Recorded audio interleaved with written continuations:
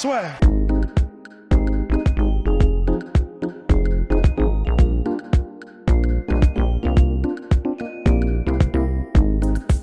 Bonjour à toutes et à tous, bienvenue dans le podcast La Sueur avec un invité que vous attendiez depuis des années, Minimum. sinon des décennies, Grégory Bouchlaël, a.k.a. Greg MMA. Merci beaucoup d'être avec nous aujourd'hui. Je t'en prie, Guillaume. Et on va d'abord s'intéresser à une chose, c'est à ton parcours. Parce qu'aujourd'hui, beaucoup de gens te connaissent via la chaîne de Karaté Bushido, où tu fais, t'affrontes tout le monde et tu bats même les plus grands dont Ibra TV. Attention, mais avant, tu étais combattant professionnel. Et tu as notamment combattu au Pride. Et comment s'est passé, toi, ce qui m'a intéressé vraiment avec toi, c'est le fait que tu aies réussi à faire une parfaite bascule entre ta carrière d'athlète professionnel et aujourd'hui, plus de 13 ans maintenant, parce que tu as arrêté en 2006, tu es toujours dans le game et tu es très bien dans le game. Ouais. Mon parcours, tu viens de le résumer succinctement. Ouais. Parce qu'il y a du karaté, du jiu-jitsu brésilien, il y a du MMA amateur, puis du MMA pro. Et puis après, en quelle année j'ai arrêté? En 2006. 2006. Ah bon? Ouais. J'ai pas fait beaucoup. Avec Moussassi. Oui, J'ai fait une exactement. rouste contre Moussassi. Et puis la transition. Après, un combattant professionnel, c'est toujours professionnel entre guillemets. Hein. J'ai pas fait 20 combats à l'UFC, donc j'ai pas rapporté des millions. Mais monsieur a quand même été au Pride. Ouais.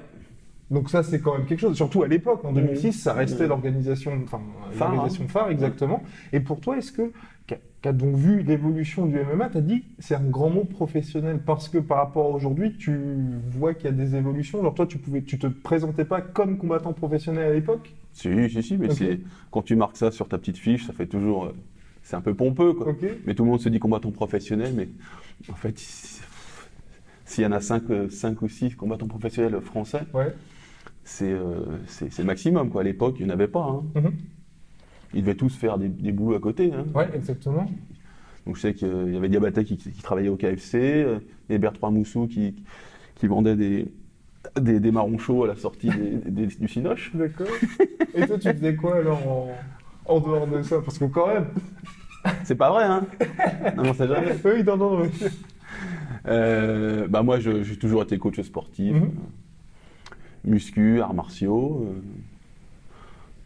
C'est tout. Hein. Et donc la transition, pour toi, c'est bien passé, on va dire, entre le passage, parce que pour les athlètes, c'est quand même compliqué. Et on voit d'ailleurs qu'il y a beaucoup de combattants qui restent un peu trop longtemps. Toi, qu'est-ce qui t'a fait arrêter finalement? Bon, c'est la lassitude. Moi, je fais tout par plaisir dans la vie. Donc, que ce soit mes vidéos d'aujourd'hui, je fais ça par plaisir. Et quand je combattais, c'était pareil. C'était pour m'amuser. Et tu avais un objectif en soi, parce que c'est ton premier combat au Pride contre Moussassi.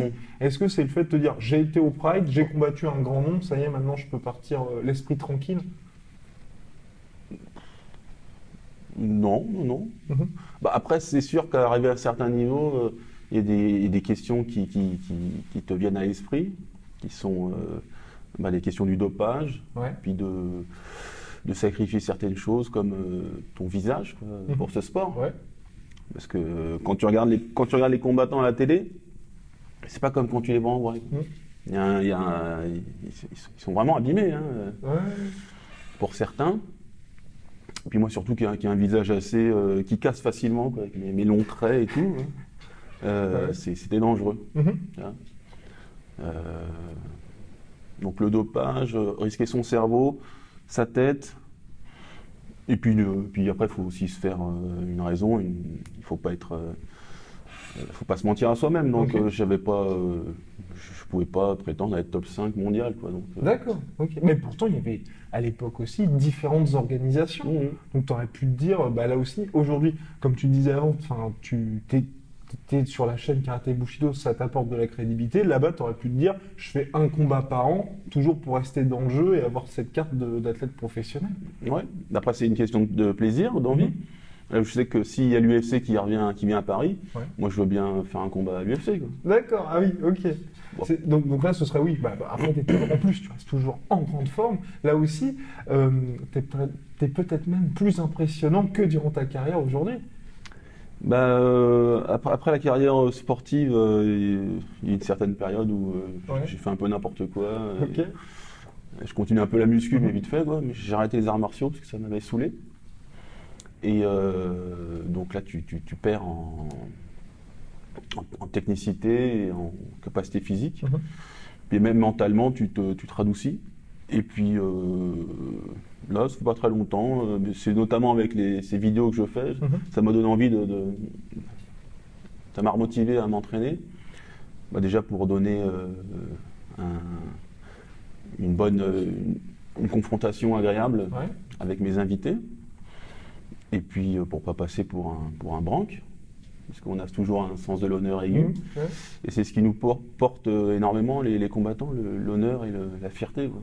Et qu'est-ce qui te donne envie de continuer à te prouver physiquement? Parce que ça aussi c'est intéressant, parce qu'on voit que tu n'as pas tout à fait abandonné. Quand on voit les vidéos karaté du jeu, c'est Greg MMA versus... Enfin, c'est un vrai combat. Alors que normalement, on pourrait se dire, tu aurais cette attitude un peu de sage et tu allais... Il y avait une phrase de Kenji Tokitsu que j'aimais bien. Il disait, peu importe combien tu étais fort avant, c'est combien tu es fort aujourd'hui. Il y a une autre phrase aussi, pour faire du name dropping, de Rickson Gracie qui disait, on lui demandait, mais vous êtes plus fort maintenant ou avant? Il disait, je suis sur un tournoi, je préfère avoir le vieux Rickson Gracie, l'ancien Rickson Gracie. Et pour un combat unique, je préfère le nouveau Rickson Gracie. Et j'ai pas le même cardio et j'ai pas la même rage qu'avant, mais j'ai plus d'intelligence tactique et pugilistique. Et ma technique s'est améliorée. Et elle s'est améliorée parce qu'à l'entraînement, je ne cherche plus à gagner, je cherche à me faire plaisir. Et le problème quand tu cherches à gagner absolument, c'est que tu travailles toujours la même chose. Tu fais « Ah tiens, ça marche, donc je vais faire toujours la même chose ». Alors que maintenant, je cherche à m'amuser avec mon petit noyau avec qui je m'entraîne. Et là, tu découvres de nouvelles choses. Et il n'y a pas si longtemps que j'ai compris le jiu-jitsu brésilien. Avant, j'étais un gros bourrin. Et aujourd'hui, j'arrive plus à comprendre ce jiu-jitsu new school, qui sont tout en pirouette ou tout ça. Je n'en suis pas à faire des pirouettes, parce que je trouve ça un peu ridicule dans une confrontation ultime, et moi c'est mon but, la confrontation ultime, donc où tout est permis ou presque, mais j'arrive à être beaucoup plus mobile en JJB, quoi.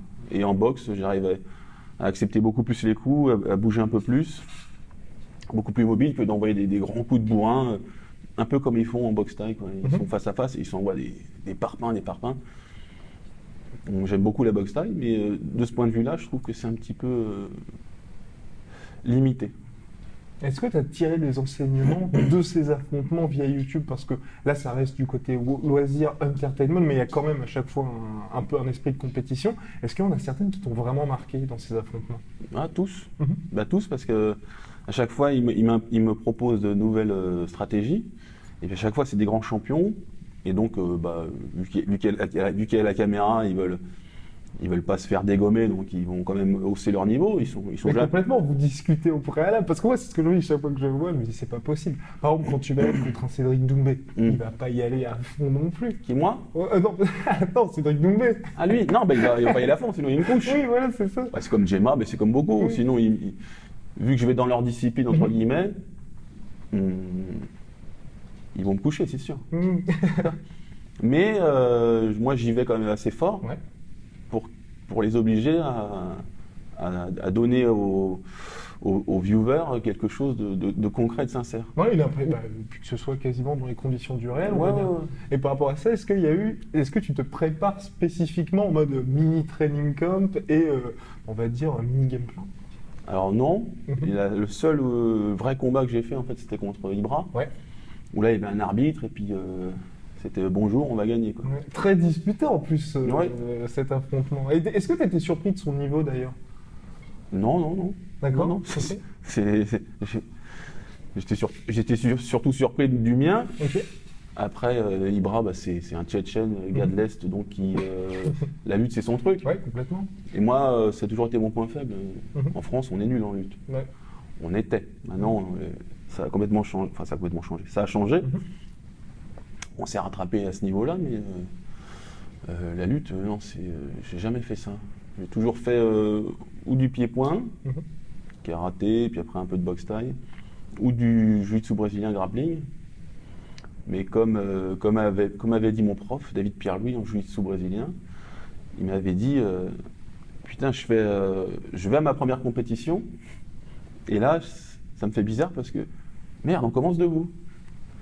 Donc il était nul, et ce qu'il m'enseignait, il savait pas faire. Donc, en jiu-jitsu, on se concentre surtout sur le sol. Complètement. Et donc on a des grosses lacunes en amener au sol. Mais je travaillais un peu avec Yuri, un petit lutteur là, vite fait là, avec Grégot. Et il m'a bien aiguillé. Et de toute façon, en regardant beaucoup les vidéos, on apprend énormément. Il faut faire les deux, il faut regarder les vidéos et s'entraîner. Mais juste en visionnant, tu vas créer des schémas moteurs et des systèmes de combat que tu vas comprendre et que tu vas pouvoir retranscrire dans tes combats ou tes entraînements. Donc, et ça a payé, parce qu'il a battu le Golgoth pour une victoire superbe. En plus, ça avait été teasé sur les réseaux sociaux. Attention, on ne savait pas ce qui allait se passer. Et donc, est-ce que pour toi, là, ça reste ton plus grand souvenir de ta carrière sur YouTube au niveau affrontement? Ibra ? Ouais. Ou alors il y en a un autre qui t'a particulièrement marqué? Non, d'un point de vue émotionnel, oui. Ouais, ok. Parce que vous avez tout donné tous les deux d'ailleurs. Parce que c'était un vrai combat de lutte. Hein. Ouais. Donc moi j'aime pas perdre, je suis un compétiteur. Après quand je fais mes affrontements avec les autres gars, la veille je m'entraîne et je m'en fous. Okay. C'est ça. J'y vais à l'arrache. Le but c'est que je sois en forme tout le temps. Donc, faut être disponible tout le temps et après au début c'est toujours un peu ça fait toujours un peu peur. Il y a certains styles qui font peur, tu vois, comme Gemma par exemple. C'est mythique, le Kyokushinkai, donc ça fait quand même un peu peur. On sait que c'est des fous dans leur tête. Ouais, complètement. C'est des mecs qui vont jusqu'au bout, quoi. Donc t'as quand même une partie un peu briefing pour lui dire Ah non, c'est l'inverse. Ok, d'accord. Ah, c'est toi qui lui dis que tu vas à fond. Ah, je leur dis, bah de toute façon, non seulement on le voit à la caméra, mais je leur dis. Puis j'essaie de les chauffer un peu, je leur dis, mais vas-y, frappe. Bah, le truc, c'est que vu que je mets le gros casque, il n'y a pas de risque. Ok. Le risque, c'est quoi? C'est que je marche pas pendant 3 jours à cause des low kicks, ou je me fais une côte, quoi. C'est pas grave. D'accord. Ah oui, tu ne dis pas justement à ton âge voilà, t'as plus 25 ans, tu ne dis pas, ça reste aussi des vidéos, il faudra peut-être que je fasse attention un petit peu. Bon non, il n'y a pas de risque. Ok. S'il me casse une côte, c'est pas grave. Hein. Ouais, oui, soit c'est plus vraiment comme tu disais tout à l'heure. Le truc relou, c'est si je me fais péter le nez, si je sors avec une oreille en chou, si j'ai une cicatrice ici, ça c'est chiant. Ou sinon, c'est la douleur. J'ai envie de te dire, je sais pas ce que c'est. Hein. Mais pas. Mais c'est vrai. Hein. Mais pas. Les gens sont toujours une montagne de la douleur, mais bon. Enfin, je te parle dans un affrontement. Oui, non, bien sûr. Ouais. Tu sens que ça résonne un peu le crâne, mais bon. Mais par rapport à ça, tu dirais effectivement que ta carrière professionnelle t'a beaucoup aidé. Parce que j'imagine que toi, aujourd'hui, même par rapport à n'importe quelle personne qui ferait ça pour la télé ou pour une autre chaîne YouTube, ça n'a rien à voir et t'es beaucoup plus relax, t'as jamais de pression quand tu fais ça. Ouais. Bah, j'ai pas de pression parce que déjà, entre guillemets, ce que j'avais à prouver, je dis pas que j'ai prouvé quoi que ce soit, mais ce que je me suis prouvé à moi-même, je l'ai fait avant. Maintenant, c'est pour le kiff. Mais comme je te dis, ça m'empêche pas de m'améliorer et d'apprendre des choses de chaque adversaire. D'ailleurs, dans ma prochaine vidéo, c'est avec Aton, avec du GGN, je lui disais un peu cette connerie, comme quoi les chevaliers d'or, une fois qu'ils ont subi une attaque, ils la subissent pas 2 fois, et ils apprennent même la technique de l'autre. Donc, t'as quel âge toi? J'ai 26 ans. Chevalier d'or, ça te parle? Pas du tout. Bah, c'est les chevaliers du Zodiac, les gars. Ah ouais. Ah oui, ah bah là, non, j'étais même pas né, je crois. Exagère pas. Ah, désolé, je pense que j'étais pas né. Mais bon. Donc on a, entre guillemets, j'apprends de l'adversaire. Je fais, tiens, il fait ci, il fait ça. Après, j'essaie de le refaire avec les suivants. Et bon, mon hygiène de vie s'est améliorée. Donc je suis meilleur là en ce moment.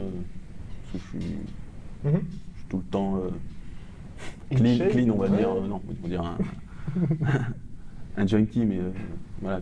Ouais, ça y est, elle était en mode, on va dire full, parce que aussi le rythme des vidéos. Et dans ta carrière professionnelle, il y a eu des victoires, mais il y a eu aussi des défaites. Et ça, pour un athlète, la plupart du temps, nous, quand on parle des athlètes qui ont connu ces défaites, ils disent qu'effectivement, c'est à chaque fois très riche d'enseignement. Et pour toi, est-ce qu'à chaque fois que tu as perdu, ça t'a permis de t'élever, soit, on va dire, physiquement, ou alors mentalement? Bah, en fait, quand tu gagnes, t'as gagné, t'es content, et t'as gagné parce que tu sais bien faire une chose, et ça, tu savais que tu savais bien la faire. Ouais. Et quand tu perds parce que tu ne faisais pas bien quelque chose, ou l'autre faisait mieux quelque chose que toi, et ça, tu n'étais peut-être pas au courant. Donc fatalement, avec le recul, tu sais ce qui a péché, et c'est à partir de là que tu vas mieux progresser. Ouais. Donc c'est un poncif un peu... c'est presque un lieu commun, mais c'est sûr qu'on apprend plus de ses défaites que de ses victoires. Donc voilà, Paulo Philo, je sais que maintenant je passe à cheval comme lui, et je le fais super bien. Contre Matty Win, il fallait du cardio. C'est un round. J'aime bien le... Ah, c'est chiant, c'est pire. Mais c'était pour la ceinture du Cage Warrior, donc c'était 5 rounds de 5 minutes. Ouais. Et j'ai appris aussi donc, le cardio et ne pas y aller comme un chien fou. Parce que quand tu commences ta carrière, tu y vas pleine balle, Ouais. tu n'arrives pas à savoir quand est-ce que tu es dans le rouge. Et quand ta barre de stamina commence à clignoter, il faut savoir faire en sorte qu'elle ne clignote plus et qu'elle remonte doucement. Et ça, c'est pas évident à savoir. Donc il faut savoir gérer un combat, 5x5. Sinon, c'est pas possible. Et puis après, qu'est-ce que tu apprends d'autre? Puis contre Moussassi, j'ai appris que si tu n'as pas vraiment envie d'être là ce jour-là et que tu n'es pas ultra motivé, tu vas taper comme une merde, quoi. Parce que j'ai abandonné. Ouais. On ne voit pas très bien la caméra, mais je tapote, toc, toc. Arrête de me taper, s'il te plaît. Bon, là, quand on arrive à ce niveau-là, arrête, quoi. Mais après, bon, c'est une légende parmi les légendes de Moussassi, donc il n'y a rien de... Oui, mais je l'ai dominé au début, et après, toutes mes défaites, j'ai toujours une excuse. Toutes. C'est vrai. C'est horrible. Mais c'est sûr que l'arbitre, il m'a mis la pression. J'étais en croix sur lui, et il me disait « Walk, walk !» Ou je te relève, en anglais. « Walk, voilà, stand you up !» Je dis « Oh non, s'il te plaît, pas ça !» Ah, il faut que je fasse un truc. Je commençais à jouer à la Macarena, ça lui a pas plu. Bon, j'ai fait une clé de jambe pourrie que je savais pas faire, et puis c'en est sorti, mais bon. Si j'avais eu... après, avec des scies, on mettrait Paris en bouteille, mais... Mais à contrario, il y a aussi toutes ces victoires, et là, pour le coup, tous les combattants le disent, c'est vraiment le plus beau sentiment, surtout quand on arrive à finir un adversaire. Toi, tu as surtout eu des soumissions en carrière, et est-ce que ça reste aussi? Parce que la plupart du temps, les combattants parlent des KO. Et pour toi, le fait d'arriver à soumettre un adversaire, est-ce que ça a autant de jouissance, on va dire, que cette capacité à finir quelqu'un par KO? Bon non, le mieux c'est de mettre KO. Mais on va pas se mentir. Mais pourtant, tu cherches la soumission, enfin tu travailles pour. Donc tu dois avoir aussi ce côté, la récompense du travail. Je dis pas que c'est pas bien. Hein. Je dis oui, bien sûr. Ouais. Là, tu me parles d'échelle de valeur. Je dis que le mec à mettre KO, c'est mieux. Ok. Et là, toi, c'est un vrai truc de bonhomme. Soumission, moins. Rien que le terme soumission, on a l'impression que c'est des DVD cachés dans une boutique particulière. Le rayon soumission. Ah là là. Eh oui, alors que le KO, là, c'est bien. Mais c'était quoi ta question? C'était au niveau de toi, ce que tu ressentais quand tu arrivais à faire ça. C'est la délivrance. Quoi. On ressent, c'est très particulier d'être dans une cage avec du public qui applaudit. C'est des sensations qu'on ne peut pas vraiment décrire. Si tu n'as pas vécu ça, tu auras beau entendre, mais on est vraiment... c'est vraiment un instant de grâce où il n'y a plus rien qui existe, mais plus rien du tout. Plus rien. Et comme je dis souvent, tout devient blanc, et tu es comme dans une espèce de coton, et puis tu te bats, quoi. Et tu joues ta vie, tu sens la peau de l'adversaire, la première fois que tu l'attrapes, quand tu sens sa force et tout, c'est extraordinaire comme émotion. Des émotions que je retrouverai nulle part ailleurs. C'est pour ça que parfois les mecs, ils arrêtent leur carrière, ils pètent un plomb. Ils vont dans des paradis artificiels, tout ça, ou des plaisirs vulgaires pour garder ce feu en eux, quoi, qui semble s'éteindre quand tu tournes le dos à ce qui te faisait vibrer, quoi. Et toi, tu as réussi à compenser, on va dire ça, par quelque chose d'autre, ou au contraire, tu t'es dit, bah, je vais justement abandonner ça parce que tu t'es dit, bah, il est temps d'en finir. Compenser, oui, hein, oui. Bon, ça peut être des excès que j'évoquais tout à l'heure, ou les femmes, tu vois. Mais ça remplace pas la cage. Hein. Ouais. Non. Bah, déjà, ça remplace pas parce que c'est. Il faut comprendre la différence entre le plaisir et ce qu'Aristote appelait la contemplation. Quand tu arrives à être au-dessus des choses et contempler un petit peu ce que tu as réussi à faire, quand tu as une vision des choses. Et y arriver, ça c'est beau, tu vois. Mettre tout en œuvre des années. Voilà, après si tu veux te bourrer la gueule, tu t'achètes n'importe quel tocard peut aller prendre une bouteille de whisky et se saouler, quoi. Ouais. Et il est content, et puis le matin tu fais je suis un trou du cul, quoi. Et puis les gonzesses, ça peut être une nana d'un soir. Bon, c'est rigolo au début, puis après il n'y a plus aucun intérêt quand tu conscientises tout ça. Ou ça peut être une nana, même tu mets plusieurs mois pour la voir, mais bon, à la fin tu fais bon, so what. Bon, c'est cool. L'amour c'est cool aussi. Mais c'est pas, ça n'a rien à voir avec ce que tu peux accomplir par tes poings et tes genoux quand tu vas dans une cage. C'est une espèce de sacerdoce qu'on fait. Hein. Ta vie elle est dédiée à ça et c'est ton œuvre à toi. Et le fait d'avoir moins de sparring aussi, parce que tu parlais justement de tout ce qui était un petit peu au niveau santé qui toi t'inquiétait, est-ce que ça aussi, l'importance des sparring, ça t'a fait dire il faudrait peut-être arrêter parce qu'au-delà des combats, il y a tout ce qui se passe dans les périodes d'entraînement? On prend 100 fois plus de coups à l'entraînement qu'en combat. Hein. Et puis surtout, nous à l'époque, je dis à l'époque, je sais pas comment, je vois un petit peu ce qu'ils font aujourd'hui. Non, nous on était des sauvages. Ouais. On était avec Xavier Foupa-Pocan, Grégory Baben, Diabaté, il y avait le Nog. Tu sais, c'était des fous. Hein. Ouais, mais pourtant tu dis que toi, tu avais conscience de ça pour t'arrêter, donc quelque part, tu n'étais pas à fond dedans. Enfin, quand tu dis que tu étais des sauvages... Non, mais au bout d'un moment, c'est pas ce qui se passe dans ton corps ou dans ton esprit. Après, peut-être tu as une baisse de la testostérone peut-être qui advient. Du coup, tu deviens plus sage. En fait,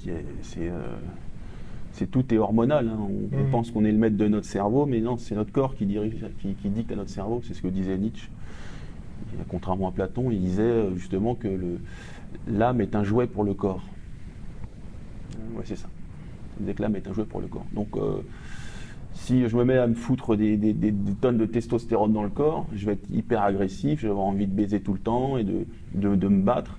Et je vais devenir idiot. Hein. C'est les adolescents, ils sont idiots à cause de ça. Hein. Ils ont trop d'hormones, ils n'arrivent pas à gérer. Il faut qu'ils l'expulsent d'une certaine manière. Et moi, peut-être que avec l'âge, ta testo descend, du coup, tu deviens plus zen. Puis on appelle ça la sagesse. Complètement. Mais en fait, c'est pas la sagesse, c'est juste que tu changes physiologiquement. Ton corps change. Voilà, ce n'est pas sale. Ouais, exactement. Tu connais? Oui, je connais. Doc Eddie Fool. Oui, non, ça je connais. T'as vu? Je connais, oui, non, quand même. Alors bien, nous poursuivons donc, et là c'était plus sur le dopage, donc t'en parlais quand tu parlais de l'arrêt de ta carrière finalement, t'as été au Pride, et au Pride on sait tous que c'était le Far West au niveau dopage, enfin, c'était même écrit dans les clauses, hein, vous n'allez pas être testé pour ça. C'était marqué? Oui, c'était marqué. C'était marqué en japonais, voilà. Donc vas-y, on y va. Est-ce qu'en arrivant, t'as pas été surpris de ça? Et puis même, quelque part, toi c'était début des années 2000, donc j'imagine aussi que même au Cage Warriors, dans les autres organisations, ils n'étaient pas très regardants. Ah non, ils n'ont jamais été regardants sur le dopage. Mais c'est quoi la question? C'était finalement toi, comment tu te sentais par rapport à ça? Parce que j'imagine... Par rapport au dopage? Bah oui, parce que le côté, en France, on n'a pas tout ce qui est technologique et puis on peut pas dire cette culture du dopage, mais tu vois, aux États-Unis, ils arrivent, même aujourd'hui, par exemple avec l'USADA, ils optimisent tout pour être dans les règles et pourtant, Bah, tu sais, moi déjà, une grosse différence. la protéine whey, Mhm. j'en ai jamais pris de ma carrière. Ok, d'accord. J'en ai pris, j'en prends maintenant. Hein. Aujourd'hui, oui, Pour la parce que muscu. je me disais, dis donc. Hein. Ah bah dis donc, C'est tu me bras. regardes comme ça, ça me fait peur. Hein. Bah dis donc. Je prenais rien, je prenais pas d'oméga 3, pas de BCA, rien. Mhm. Donc le dopage, c'était, pour moi, c'était... non, ça n'existait pas. Mhm. Et On t'en parlait même On n'en pas. parlait jamais. Non, non. Bah, j'étais à l'école de David Pierre-Louis, en Mhm. JJB. Bon, bah, on se dopait pas, point. C'est JJB, je sais pas si... Enfin oui, ils se dopent, oui. Je sais pas. En karaté, non, non. C'était un petit club Mhm. de banlieue, 78, donc... Mhm. non, non, club familial. Et puis, je fais 1 ou 2 ans à la Snake Team, Mhm. avec Diabaté, et puis on n'en a jamais parlé non plus. Mhm. Sauf moi, une fois, je suis allé le voir, et je lui ai dit, Cyril, qu'est-ce qu'on fait je me dope ou pas? C'était avant un combat en particulier? Je sais plus. Je sais pas si c'était avant philo ou après. Ok. Je lui fais, je me dope ou pas? Et il me regarde et puis il me dit non, on n'est pas des tricheurs ici. Ok. Et il m'a dit si tu gagnes et que tu as triché, regarde-toi dans la glace et puis tu verras un tricheur. Mhm. J'ai fait ok. Et vous n'en avez plus jamais parlé. Voilà. Non, non, non, mais c'était. Je sais pas, quoi, pour moi c'est une évidence, quoi. Tu triches, tu gagnes, mec, qu'est-ce qui t'arrive? Mhm. Comme tu vas voir une meuf, tu vas lui dire ouais, moi j'ai ma Ferrari, j'ai mon 80 mètres carrés dans le Marais. Bon, là par contre, je peux pas, donc on va aller dans mon petit studio de 10 mètres carrés. Là. Ouais. Et puis, ah, mais t'as triché, mec, Mhm. c'est pas bien, on ne ment pas aux gens. Oui, mais au-delà de ça, On, toi, on ne ment pas aux gens, on ne se ment pas à soi-même. ouais, mais tu joues quand même, comme tu disais, ta santé, ta carrière, et t'affrontais des gars qui étaient potentiellement charrés. Donc à la fin, enfin, je me mets à ta place ou même après, si tu vois qu'il y a un adversaire, on voit beaucoup chez de nombreux combattants, s'ils perdent contre un mec qui a ensuite été contrôlé positif, il y a toujours ce côté, bah, je l'ai affronté, moi j'étais dans les règles, et ce gars-là trichait. Donc certes, pour lui, il n'y a effectivement pas d'honneur, mais moi j'ai quand même laissé des plumes. Non, mais la vie, c'est pas ça. Mhm. Il n'y a même pas à tergiverser. Tu mens pas aux gens, tu les prends pas pour des cons. Mhm. Et puis s'il y a des règles qui sont instaurées, tu les suis. D'accord? Ou sinon, bah, tu ne participes pas. Mhm. Mais la vie, c'est... Non, ça n'existe pas de tricher. Pour moi, c'est rédhibitoire. C'est partout pareil. Hein. Mhm. Relations, amis, chérie, sport. Tu triches pas. Même mes clients, ou mes élèves, tu triches pas. Pas les brosser dans le sens du poil. Mhm. Même mes vidéos que je fais sur YouTube, je vais pas tricher. Je vais pas dire ah t'es super fort alors qu'il est nul. Ouais. Non, non, non. Mais c'est pour ça que je parlais du du Pride, pardon. Attention. Ouais, ouais. Du Pride, parce que comme c'était écrit sur les contrats que l'on ne va pas te contrôler, finalement tu ne trichais pas, puisque il te donnait juste des indications sur la marche à suivre pour être au maximum de tes capacités. Possibilité. Bon, déjà j'ai pas lu. Déjà, voilà. Tu sais comme quand on tombe un texto. Moi j'ai lu. Non j'ai pas lu. J'ai vu. Non, mais c'est comme quand tu vas à la banque, quoi. Ils Mhm. t'amènent 40 feuilles. Ah oui, puis c'est à la fin. Vas-y. Puis après, tu te fais enfler à la banque. Ou l'assurance. Mais non, et puis tu te dopes, c'est hyper dangereux, mec. Ouais. Tu peux crever d'un cancer, tu bandes plus, ton cerveau il devient fou. Mhm. Waouh, ça fait beaucoup quand même. Pour des résultats en plus qui sont pas certains. Ouais. Alors, bon, je prétends pas être un paragon de vertu. Donc je te dis pas que si j'étais né à Rio de Janeiro, dans une banlieue obscure, je me serais dopé, ça c'est sûr. Hein. parce que j'aurais dû m'en sortir. Mais là, je suis petit français moyen. Ça va, quoi. Ça va, j'ai pas le couteau sous la gorge pour m'en sortir. Donc, l'intérêt de se doper, je le vois pas, quoi. Et quand tu vois les exemples on en parlait avant, d'Antonio Bigfoot Silva, ou par exemple de Vitor Belfort, qui étaient eux sous TRT, et quand l'UFC a décidé d'interdire ça, leurs résultats ont plongé, alors que finalement, il n'y avait pas, c'était pas dû à l'âge, c'était vraiment dû à cet arrêt de TRT. Est-ce que tu trouves qu'il pourrait y avoir certaines pratiques autorisées, ou au contraire, il faut vraiment absolument tout bannir du sport? Mais les exemples que tu me donnes, ils sont mauvais, parce qu'il n'y a pas lieu qu'ils aient un traitement TRT, les gars. Sauf le cas échéant où ils se seraient dopés auparavant, et qu'ils auraient eu au niveau de l'axe gonadotrope un problème, et qu'il faudrait qu'ils réaxent. Donc si tu n'as pas à prendre un traitement TRT à leur âge, sauf si tu t'es dopé avant. Donc tu prends le problème à l'envers. Mais après, ça fait partie du sport, le dopage, mais c'est pas pour ça que tout le monde est obligé de l'accepter. Donc moi, j'accepte pas. Faites ce que vous voulez, les mecs. Grand bien vous fasse. Moi, je m'en fous de gagner des millions. C'est pas mon délire de devenir ultra riche. Donc. Moi, j'utilisais ces exemples-là parce que c'était des cas, on va dire, avérés. Parce que par exemple, tu vois, en boxe, ce n'est pas du MMA, mais tu vois, on va dire, certains champions, par exemple Manny Pacquiao, lui refuse qu'il y ait les tests VADA à chacun de ses combats. Pour Mayweather, il doit être prévenu. Donc ça reste des athlètes propres, mais propres selon leurs règles, tu vois. Et pourtant, tu es obligé d'accepter ces règles-là si tu veux les affronter. Donc quelque part, quand tu te dis « je veux être clean », comme Thurman quand il a affronté Pacquiao, il a dit « je pense qu'il est dopé, je pense ceci, cela, mais moi j'ai quand même envie d'avoir l'argent du combat contre Pacquiao et la chance d'avoir la ceinture ». Mais forcément, ensuite, quand tu arrives, tu n'as pas les mêmes armes finalement. Et c'est pour ça que moi, je me dis, tant qu'à faire, autant que tout le monde ait cette possibilité-là. Pas forcément. On voit que les gens, ça ne les intéresse pas, parce que tout le monde sait que Pacquiao ne veut pas des tests VADA. Pourtant, personne n'en parle. Et si on en parle, les gens disent juste, mais il reste quand même le meilleur, le plus talentueux. Donc tu veux dire, c'est pas grave si les gens se dopent? Le public dans les yeux du public, ça n'a pas l'air d'être aussi grave que ça. Regarde John Jones en MMA. Non mais le public, on l'emmerde. C'est pas lui qui fait la loi.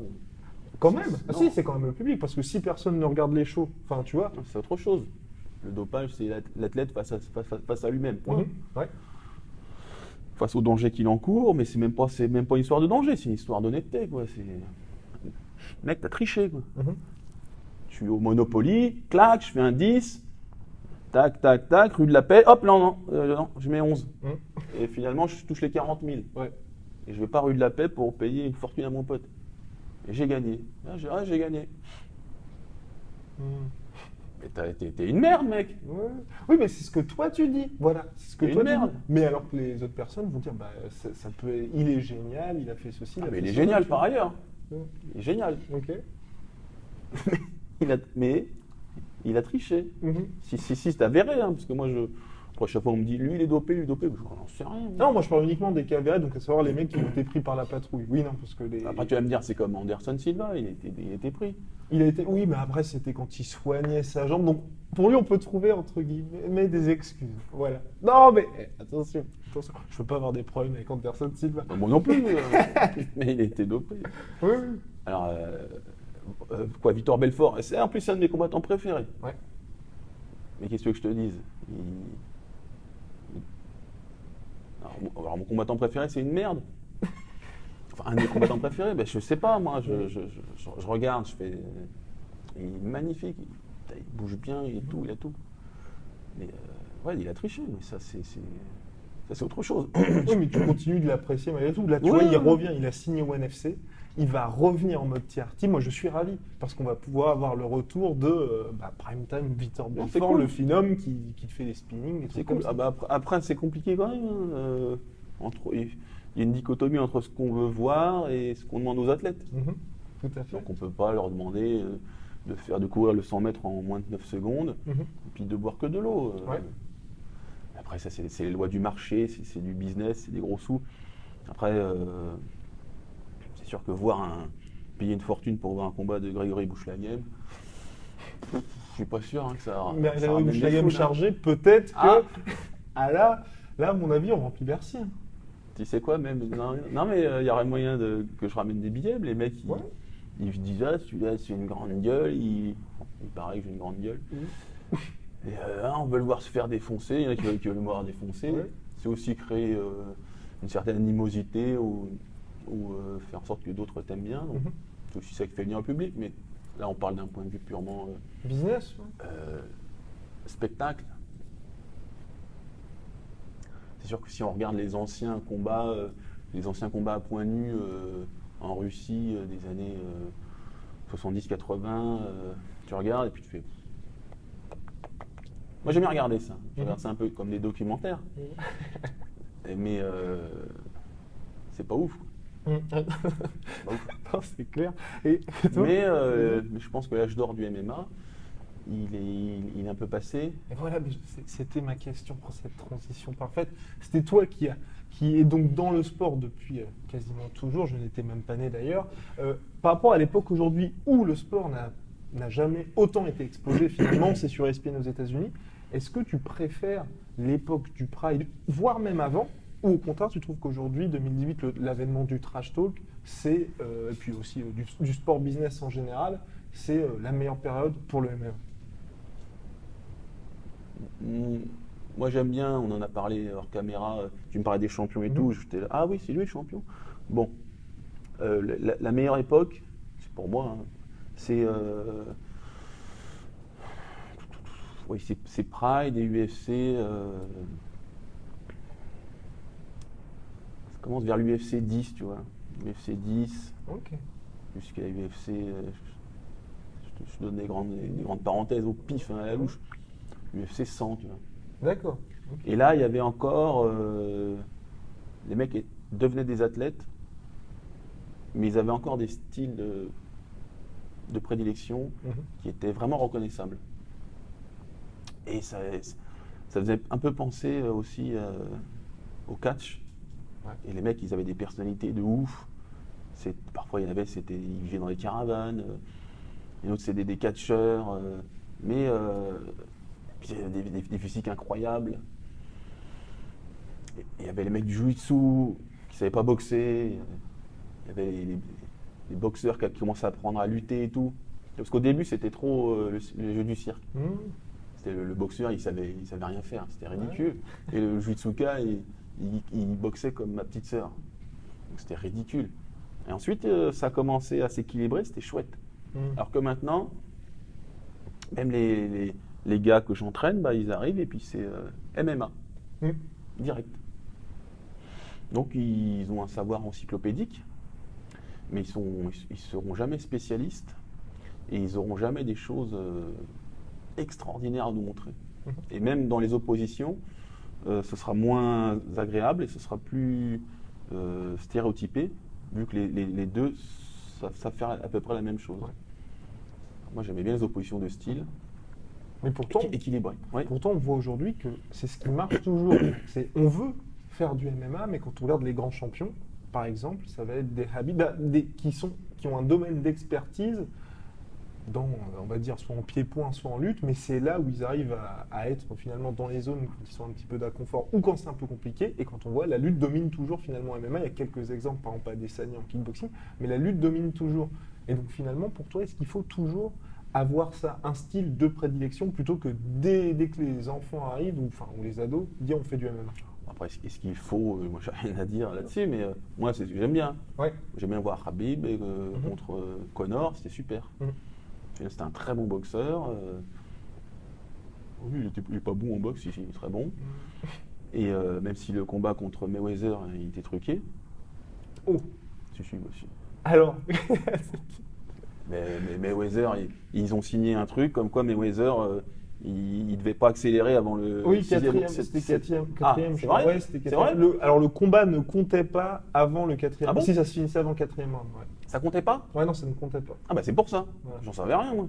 Ah oui, bah voilà, ça comptait pas et c'est officiel. Hein, ça ne, c'était même affiché dans les, je crois, enfin il y avait un des communiqués de presse et ça arrive pour beaucoup de combats justement, des Mayweather ou des Pacquiao, avant le quatrième round, ça ne compte pas.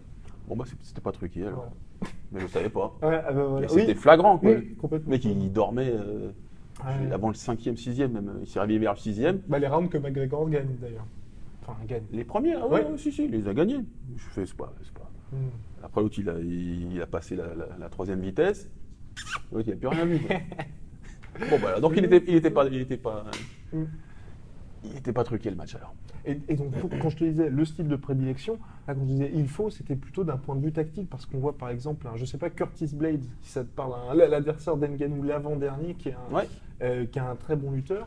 Il s'est déjà fait toucher par Overeem ou par Mark Hunt. À chaque fois, il les a battus parce qu'il revenait directement à la lutte quand il est dans des situations comme ça. Et on voit que quand il y a des athlètes, aujourd'hui, pas pour l'instant, qui ont fait à chaque fois du MMA, quand ça devient compliqué, ils sont entre guillemets perdus parce qu'il n'y a pas ce bouton automatique quand, Oui, je comprends. quand Oui. l'alerte Oui, est là. le bouton de sauvetage. Oui, tout à fait. Hop là, hop, je sais faire ma lutte, je vais faire ça.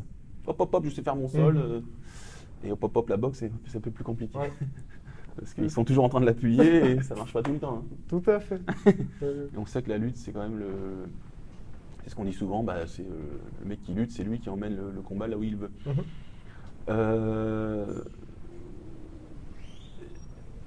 Est-ce qu'il faudrait... Je sais pas. J'ai pas vraiment réfléchi. Mais Parce que... Vas-y. Excuse-moi. Parce que... Ça, quand je fais mes cours de MMA, tu peux passer toute l'année à voir des techniques différentes. À chaque cours, à deux cours par semaine, c'est incroyable le nombre de techniques. Donc les mecs, ils emmagasinent, mais après pour restituer efficacement, ça va être difficile. Puisqu'ils ont, excusez Bruce Lee, il a plus peur d'une personne qui a vu 1000 fois une technique qu'une personne qui a vu une fois 1000 techniques. Donc, ouais, il faut se spécialiser. Après, à outrance, non, parce qu'après, tu acquiers de mauvais réflexes. Et Khabib, c'est une exception. Hein, en termes de lutte, il est vraiment au-dessus du lot. Donc, il n'y en a pas à tous les coins de rue, des gars comme lui. Et qui peuvent prétendre à aller dans une cage. Mais on voit quand même que Daniel Cormier, ancien lutteur olympique, Kamaru Usman qui est vraiment à fond là-dedans, même John Jones. John Jones, il est beaucoup plus versatile, mais il vient aussi de la lutte. Henri Cerudo aussi, qui est double champion. La lutte continue de dominer année après année, à part si on a des phénomènes véritablement comme les Adesanya ou comme les Whittaker qui venaient du karaté. Et ça, il y a toujours, il y a personne, McGregor aussi, qui a apporté une clé sur la durée pour contrer les lutteurs. Et aujourd'hui, on voit il y a de plus en plus de gars qui prônent le mouvement. Est-ce que toi, tu es d'accord avec ça? Enfin, le mouvement, ça ne veut rien dire. Oui, mais, contre un lutteur, ça va être le jeu de jambes. Et ça, c'est quelque chose qu'on fait assez rarement dans les cours. Le jeu de jambes. Pour mettre un lutteur dans le vent, il ne s'agit pas simplement de faire des sprawls, de faire des underhooks, des Nelson. Il faut l'empêcher de se faire cadrer. Donc il faut travailler ses pas de côté, avancer, reculer, le toucher, ressortir. Et c'est très très difficile. C'est ce que je dis souvent, apprendre les coups de boxe, c'est facile. Tu as 3 coups de poing, tu as 3-4 coups de pied, tu as 3-4 blocages. Si tu n'as pas un problème psychomoteur,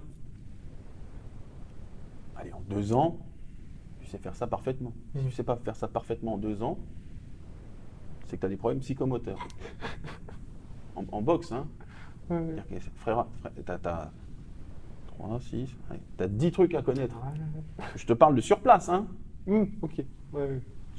Si en 2 ans, tu ne sais pas mettre un bras arrière avec la rotation de tout le corps, tac, rentrer le menton, boum, boum, et la garde haute, tu ne sais pas faire ça dans le vide, ou mettre un middle kick avec rotation du pied au sol, les bras qui partent, passage de hanche, tibia, c'est un problème psychomoteur.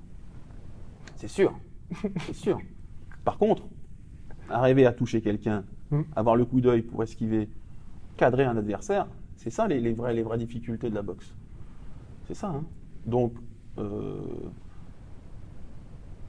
esquiver un lutteur, arriver à le cadrer et bouger pour ne pas pour empêcher qu'il te cadre. C'est ça les trois choses difficiles à faire. Et ça, c'est pas forcément ce qu'on enseigne dans les cours collectifs. Parce qu'on va toujours regarder l'apparence. Donc ces fameux 10 techniques à apprendre. Et quand les mecs ils arrivent à faire ça, après ils sont en retard pour le reste. Pour le travail de cadrage, d'esquive, de coup d'œil. Eh bien, c'était les mots du coach pour la fin. Merci beaucoup. Je t'en prie Guillaume. Soit.